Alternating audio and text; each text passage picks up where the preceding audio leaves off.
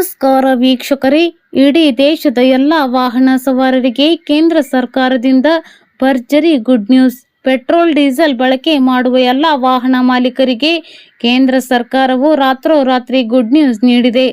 ಕಳೆದ ಕೆಲವು ತಿಂಗಳಿನಿಂದ ಯುದ್ಧದ ಪರಿಣಾಮವಾಗಿ ತೈಲ ಬಿಕ್ಕಟ್ಟು ಎದುರಾಗಿದ್ದು, ದಿನದಿಂದ ದಿನಕ್ಕೆ ಹೆಚ್ಚುತ್ತಿರುವ ಪೆಟ್ರೋಲ್ ಡೀಸೆಲ್ ಬೆಲೆಯಿಂದಾಗಿ ವಾಹನ ಸವಾರರಿಗೆ ನುಂಗಲಾರದ ತುತ್ತಾಗಿ ಪರಿಣಮಿಸಿತ್ತು. ಹಾಗೂ ದಿನ ಬಳಕೆಯ ವಸ್ತುಗಳ ಬೆಲೆಯೂ ಕೂಡ ಗಗನ ಮುಟ್ಟುತ್ತಿದ್ದು, ಸರಕು ಸಾಗಣೆಯಲ್ಲಿ ವೆಚ್ಚವು ದುಬಾರಿಯಾಗಿತ್ತು. ಈಗ ಕೇಂದ್ರ ಸರ್ಕಾರವು ಪೆಟ್ರೋಲ್ ಡೀಸೆಲ್ ಬೆಲೆ ಭಾರಿ ಪ್ರಮಾಣದಲ್ಲಿ ವ್ಯತ್ಯಾಸವಾಗಲಿದೆ.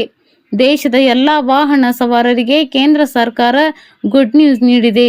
ಬನ್ನಿ, ನಿಮ್ಮ ಬಳಿ ಈಗಾಗಲೇ ಸ್ವಂತ ಬೈಕ್ ಅಥವಾ ಕಾರ್ ಅಥವಾ ಟ್ಯಾಕ್ಸಿ ಅಥವಾ ಗೂಡ್ಸ್ ವಾಹನ ಸೇರಿದಂತೆ ಯಾವುದೇ ಪೆಟ್ರೋಲ್ ಅಥವಾ ಡೀಸೆಲ್ ಮೇಲೆ ಚಲಿಸುವ ಯಾವುದೇ ವಾಹನ ಇದ್ದರೆ ತಪ್ಪದೆ ಈ ವಿಡಿಯೋಗೆ ಒಂದು ಲೈಕ್ ಮಾಡಿ. ಬನ್ನಿ, ಇಷ್ಟಕ್ಕೂ ಇದೇ ಜುಲೈ 1ರಿಂದ ಪೆಟ್ರೋಲ್ ಡೀಸೆಲ್ ಬೆಲೆಯಲ್ಲಿ ಎಷ್ಟು ಪ್ರಮಾಣದಲ್ಲಿ ಇಳಿಕೆಯಾಗಲಿದೆ ಎನ್ನುವ ಬಗ್ಗೆ ಕಂಪ್ಲೀಟ್ ಆಗಿ ತಿಳಿದುಕೊಳ್ಳುವ ವಿಡಿಯೋವನ್ನು ಕೊನೆವರೆಗೂ ನೋಡಿ. ದೇಶದಲ್ಲಿ ಇಂಧನ ಪೂರೈಕೆ ವ್ಯವಸ್ಥೆ ಸಂಪೂರ್ಣವಾಗಿ ಸುಧಾರಿಸುವ ಹಿನ್ನೆಲೆಯಲ್ಲಿ ಕೈಗಾರಿಕಾ ಹಾಗೂ ವಾಣಿಜ್ಯ ಗ್ರಾಹಕರಿಗೆ ಪೆಟ್ರೋಲ್ ಮತ್ತು ಡೀಸೆಲ್ ಮಾರಾಟದ ಮೇಲಿದ್ದ ಎಲ್ಲ ತಾತ್ಕಾಲಿಕ ನಿರ್ಬಂಧಗಳನ್ನು ಜುಲೈ 1ರಿಂದ ಜಾರಿಗೆ ಬರುವಂತೆ ತೆರವುಗೊಳಿಸಲು ಕೇಂದ್ರ ಸರ್ಕಾರ ನಿರ್ಧರಿಸಿದೆ.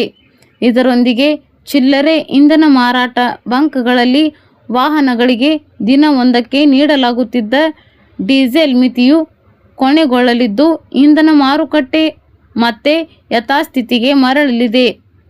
ವಾಹನ ಸವಾರರಿಗಿದ್ದ ದಿನದ 200 ಲೀಟರ್ ಮಿತಿ ಅಂತ್ಯ ಮಧ್ಯಪ್ರಾಚ್ಯದಲ್ಲಿನ ಸಂಘರ್ಷದಿಂದಾಗಿ ಜಾಗತಿಕ ಪೂರೈಕೆ ಸರಪಳಿಯಲ್ಲಿ ಏರುಪೇರಾಗಿತ್ತು.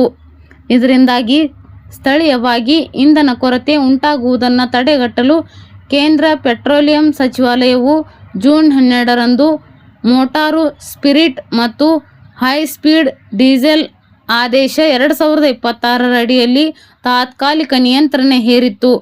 ಇದರನ್ವಯ ವಾಹನ ಒಂದಕ್ಕೆ ದಿನಕ್ಕೆ ಗರಿಷ್ಠ 200 ಲೀಟರ್ ಡೀಸೆಲ್ ಮಾತ್ರ ನೀಡಲು ಮಿತಿ ವಿಧಿಸಲಾಗಿತ್ತು.